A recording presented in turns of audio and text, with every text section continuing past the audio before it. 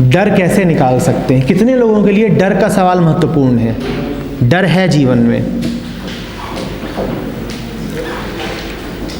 तो सिर्फ फिर एक व्यक्ति का नहीं सवाल है, कईयों का है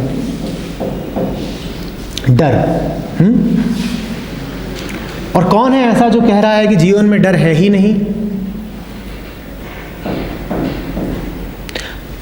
तो कुछ इतने डरे हुए थे कि इस बात पर भी हाथ नहीं उठा पाए थे कि हम डरते हैं। और अब मैं कह रहा हूं कि यही कह दो कि निडर हैं, तो यहां तो सवाल ही नहीं उठता हाथ उठाने का। फिर पूछता हूं इसीलिए, कितने लोगों के जीवन में डर बैठा हुआ है? पाते हैं कि है? जब पिछले सवाल में नहीं उठाया हाथ, तो अब तो उठाओ। अपनी ईमानदारी की बात है, अपने लिए। ठीक,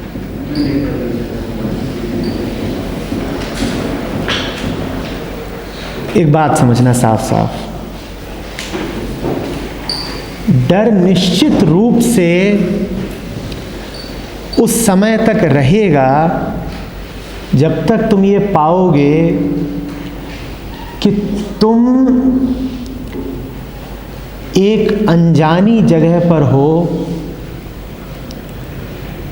एक खतरनाक स्थिति में हो, जहां तुमसे कुछ छिन सकता है। हमारा सारा डर इसी बात का है कि हम एक खौफनाक दुनिया में आ गए हैं बस, और इस जगह पर लुटने का खतरा है। सारा डर मूलतः ये है कि मेरा कुछ छिन सकता है, मेरा कुछ छिन सकता है, मैं कम हो सकता हूं और अंततः मैं खत्म हो सकता हूं। मूल रूप से सारा डर यही है। और यही कारण है कि डर आदिकाल से मनुष्य की गहरी से गहरी वृत्तियों में से है।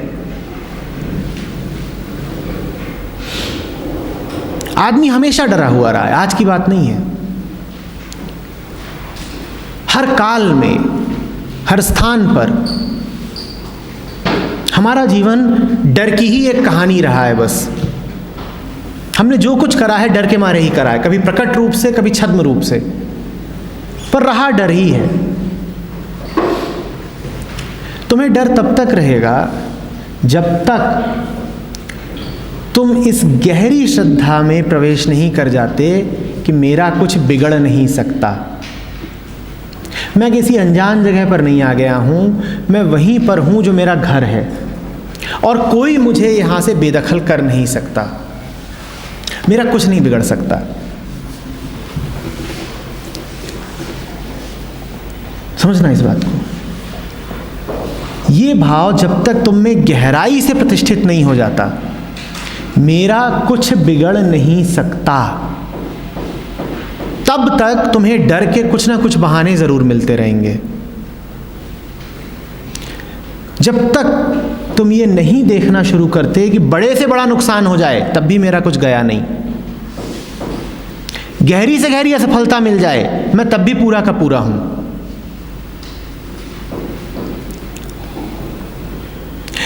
कष्टकर से कष्टकर बीमारी हो जाए, अंततः मृत्यु हो जाए, तब भी मेरा कुछ बिगड़ नहीं गया। जब तुम इस मौज में आ जाते हो, तब और सिर्फ तब जीवन से डर जाता है, अन्यथा जा नहीं सकता। तुम डरे हुए ही रहोगे। अब हम देखते हैं कि इस डर को हम और बैठाते कैसे हैं।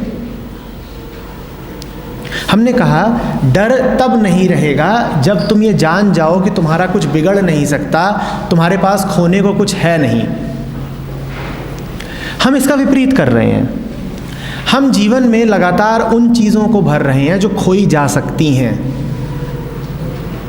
जो कुछ भी खोया जा सकता है, अगर वो तुम्हारे जीवन में मौजूद है तो उसके साथ डर भी मौजूद रहेगा। मैं दोहरा रहा हूं, जो कुछ भी खोया जा सकता है अगर वो तुम्हारे जीवन में मौजूद है तो उसके साथ साथ डर भी मौजूद रहेगा। उदाहरण देता हूं, अगर तुम्हारे जीवन में प्रतिष्ठा मौजूद है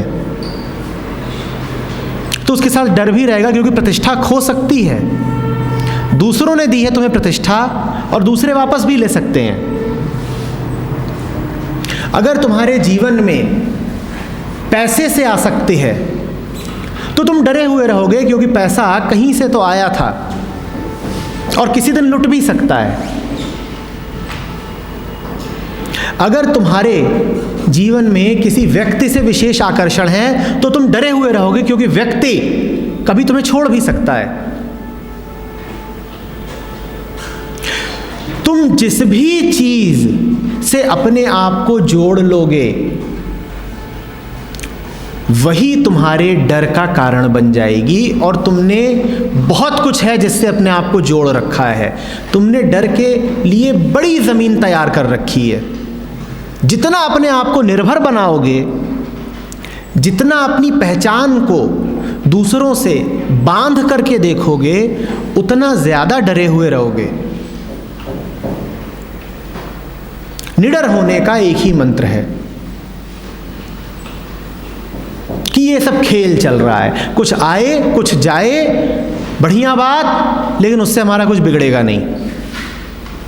बहुत सारा पैसा मिल गया, बहुत बढ़िया बात, लेकिन उससे हमें कुछ खास मिल नहीं गया। पैसे का बड़ा नुकसान हो गया, अरे अरे अरे, लेकिन फिर भी हमारा कुछ बिगड़ थोड़ी गया। आज 10 लोग हमें ऊंचे पायदान पे खड़ा कर रहे हैं, सम्मानित कर रहे हैं, क्या बात है, लेकिन इससे हमें कुछ मिल नहीं गया। हम अभी भी वही हैं जो हम पहले थे, जो हम सदा से हैं, जो होना हमारा स्वभाव है। 50 लोगों ने गालियां दे दी, 2-4 ने जूते मार दिए, ये होना तो नहीं ठीक है, पर अब हो गया तो हो गया, हमारा कुछ बिगड़ नहीं गया। मार लो जूते, तुम हमसे कुछ छीन नहीं सकते। जो हमारा है वो इतना हमारा है कि हमसे कभी छीन नहीं सकता।